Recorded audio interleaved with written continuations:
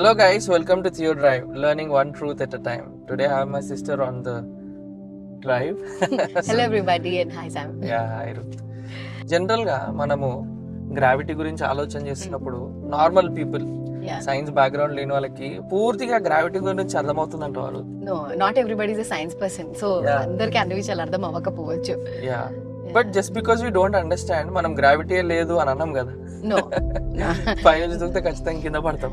Yeah, absolutely. So మనం నడుస్తున్నాం అంటేనే that proves that there is gravity, right? Exactly. So అట్లనే బైబిల్లో కూడా కొన్ని విషయాలను మనం అర్థం చేసుకోవాలి. ఈరోజు బైబిల్లో ట్రినిటీ అన్న పదం లేదు కాబట్టి ట్రినిటీయే లేదు అని అంటారు. Yeah, so that's the first argument. కానీ వాస్తవానికి మనం ఆలోచన చేయాలంటే బైబిల్లో ఇంకా చాలా పదాలు కూడా లేవు. గ్రాండ్ ఫాదర్ అనే పదం లేదు బైబిల్లో. గ్రాండ్ ఫాదర్స్ ఉన్నారా బైబిల్లో? Of course. Yeah, there are many grandfathers. Many grandfathers. Yeah, Father so Abraham is grandfather to like. Yeah. So అట్లా అంటే illogical గా just because the word does not exist does not mean that the doctrine does not exist. ఆ బోధ లేదు అని చెప్పడానికి ఏమాత్రం కూడా వీల్లేదు. ట్రినిటీ అనేది చాలా చాలా ఇంపార్టెంట్ డాక్ట్రిన్ అని గుర్తించాలి. Fundamental doctrine of Christian faith. మనం నిజంగా క్రైస్తవులమో లేకపోతే ఒక కల్ట్ గ్రూప్ నిర్ణయించేది ట్రినిటీ. చాలాసార్లు చాలా మంది ట్రినిటీని పూర్తిగా అర్థం చేసుకోకుండా ఉంటారు. కానీ దీని గురించి ఆలోచన చేస్తున్నప్పుడు మనం గుర్తుపెట్టుకోవాల్సింది ఏంటంటే, you try to understand the trinity, you will lose your mind. Try to deny the trinity, you will lose your soul అని అన్నాడు ఒక భక్తుడు. This is such a big thing. అంటే నిజమే, ట్రినిటీని పూర్తిగా నేను అర్థం చేసుకోవాలి అంటే yes, we cannot completely understand. మొన్నటిదాకా మనం అదే చూస్తూ వచ్చాం ఏంటంటే గాడ్ ఇస్ డెఫినెట్లీ ఇన్కాంప్రిహెన్సిబుల్. చాలా విషయాలు మనకు అర్థం కావు, ఎందుకంటే మనం ఫైనైట్ బీయింగ్స్ గా ఉన్నాం కాబట్టి. కానీ అట్లా అని చెప్పి అర్థం అవ్వట్లేదని చెప్పి డినై చేయడం అనేది ఎంతైనా కూడా తప్పు. ఒకవేళ ట్రినిటీలో విశ్వాసం ఉంచకుండా దేవుడు త్రియేక దేవుడుగా ఉన్నాడు అని మనం తిరస్కరిస్తే ఖచ్చితంగా క్రైస్తవ విశ్వాసం లేనట్టే అని అర్థం చేసుకోవచ్చు. So the God of the Bible is a God who is triune. Exactly, he is triune. So అందుకే వెస్ట్మినిస్టర్ కన్ఫెషన్ లో we worship God in Trinity, Trinity in unity. అంటే ట్రినిటీ అంటప్పుడు 3 డిఫరెంట్ గాడ్స్ కాదు కానీ ట్రైయూనిటీ అని ఇంకోలాగా అర్థం చేసుకోవచ్చు. అంటే త్రియేకత్వము అని ఆలోచన చేయవచ్చు. వెస్ట్మినిస్టర్ కన్ఫెషన్ లో Trinity in unity, unity in Trinity, not confounding in persons. అంటే ఒకే వ్యక్తి 3 వ్యక్తుల్లా కనిపించడం కాదు. దాని గురించి చూద్దాము. అండ్ ఆ డెఫినేషన్ ఇంకో వివరణ ఏంటంటే నాట్ డివైడింగ్ ఇన్ సబ్స్టెన్స్. స్వభావంలో కూడా ఏ విభజన అంటే ఎక్కువ తక్కువ లేనట్టుగా వివరించబడతాను. ఈ త్రిత్వం గురించి ఆలోచన చేసినప్పుడు ఆ విషయాన్ని మనం గుర్తుపెట్టుకోవచ్చు. ఇది చాలా కాంప్లికేటెడ్ ఉంది. అయినా I think you need to simplify it down more so that we understand it better.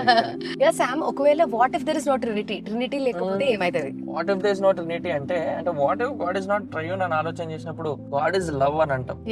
So దేవుడు ఒకవేళ ప్రేమించడానికి ఎవరు లేకపోతే ఆయన ఎవరిని ప్రేమిస్తాడు? ఒకవేళ ఒక వ్యక్తి ఉంటేనే కదా ఆయన మీద ప్రేమ చూపిస్తాడు. అప్పుడు దేవుడు ఒక్కడే అయితే మనిషి అవసరత దేవునికి ఉండేది. కరెక్ట్. ఎందుకు?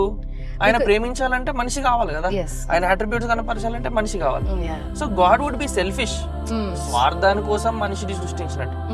కానీ బికాస్ గాడ్ ఇస్ ట్రైయూన్, తండ్రి కుమార పరిశుద్ధాత్మ మధ్య ఆ సహవాసం, ఆ ప్రేమ నిత్యత్వం నుంచి ఉన్నట్టు మనం గుర్తించవచ్చు. So God was not in need of man to reveal his attribute of love. దేవుడు గుణాన్ని కనపరచడానికి మానవుడి యొక్క అవసరత దేవునికి లేదు. ఆయన స్వయంభవుడు అని ఆలోచన చేశాం, self existent. So self existent అంటే he did not need man.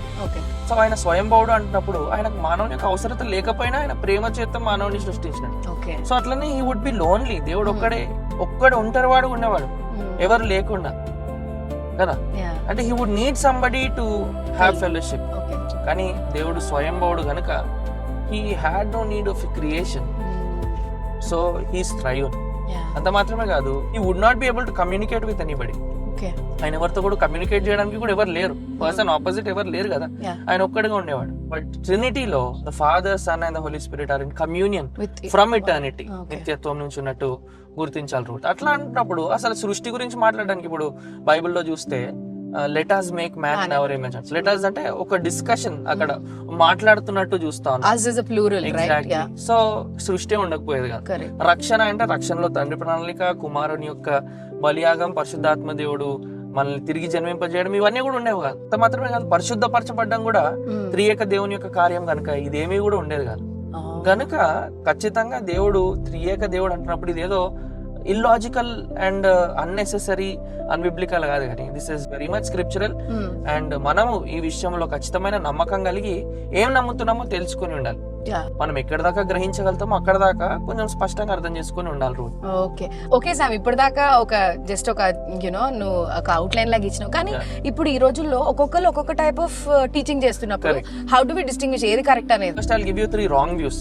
తప్పుడు అభిప్రాయాలు ఇస్తాం, మూడు తప్పుడు అభిప్రాయాలు ఇస్తాను, సో దట్ మనం ఆ తప్పుడు మార్గంలో పడకుండా ఉంటాం.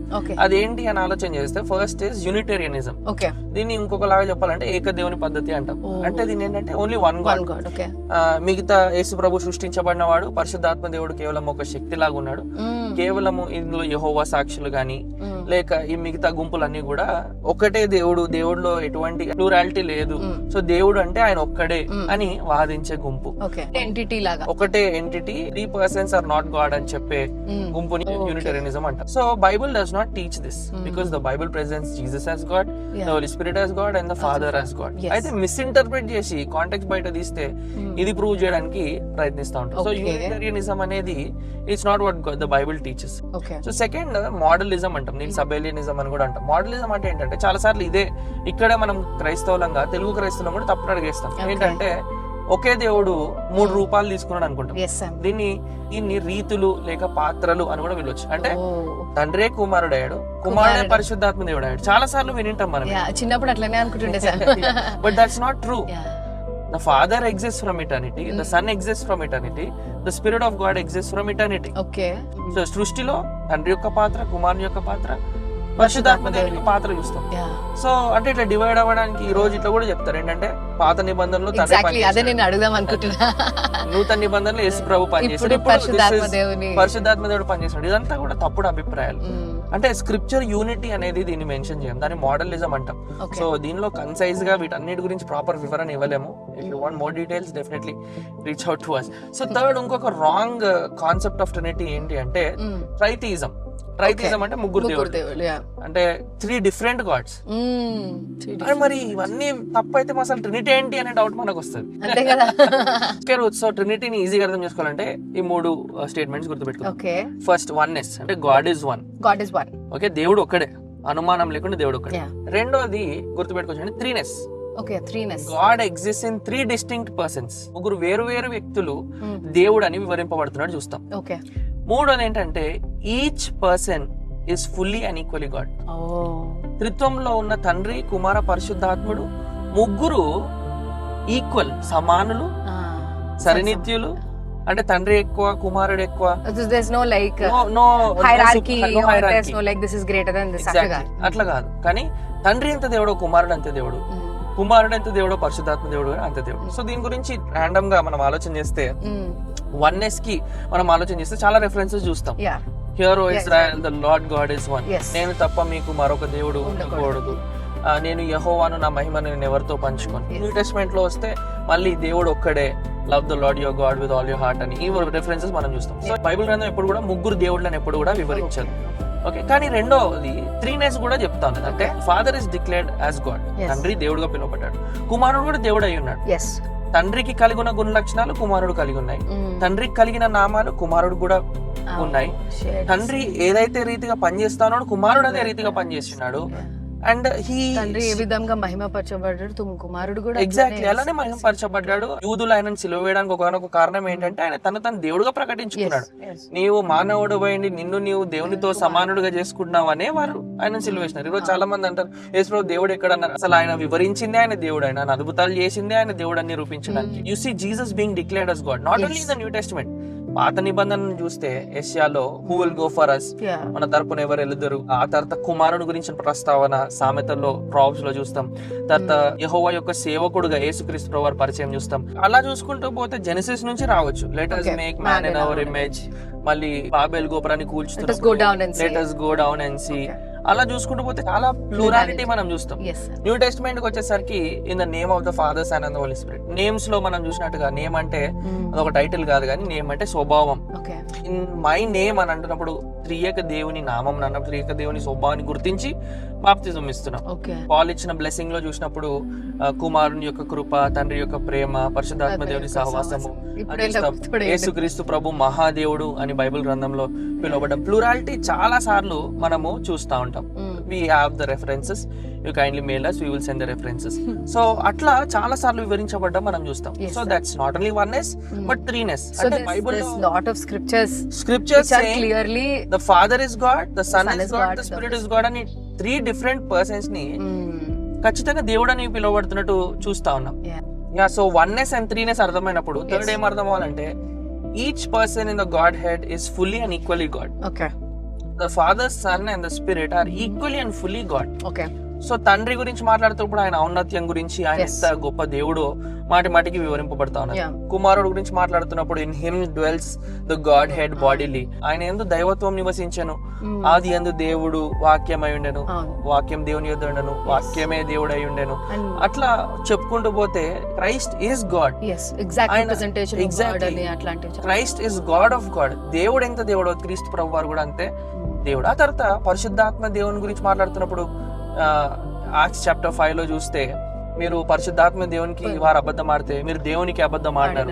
సో అలా డిఫరెంట్ ప్యాసేజెస్ మనం ఆలోచన చేసినప్పుడు ఈవెన్ ట్రినిటీ ఉన్న ప్యాసేజెస్ మనం ఐజియాలో చూస్తే తండ్రి మాట్లాడుతూ ఉంటాడు, కుమారుడిని ఆయన ఆత్మ ద్వారా పంపాలని మాట్లాడుతూ ఉంటాడు. సో ఇట్లాంటి ప్యాసేజెస్ అన్ని చూస్తున్నప్పుడు ఖచ్చితంగా అంటే like three persons working together అనేది and there is no inequality among the three persons.